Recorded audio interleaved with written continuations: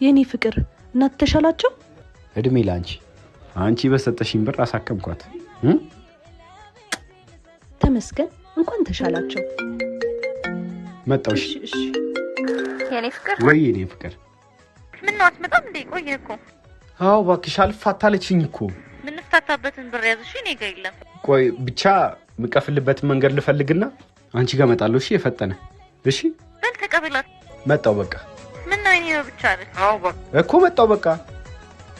ትሰጠኛለች ችግር የለም። መጣው እሺ የኔ ፍቅር ከመስሪያ ቤት እኮ ተደውሎልኝ በእናትሽ አንቺ የሆነ ጨረታ አዘጋጅቷል እና ማሳጃ 10,000 ብር ተብሏል። የሚገርም ኮሚሽን ነበረ ደግሞ በእርግጠኝነት አሸንፈዋለሁ። አታበድሪኝ? 10,000 ብሩን ከሌላ ሰው ተበድረ ስጣት። እሺ አንተ ባንድ ቃል ኪዳን ሁለት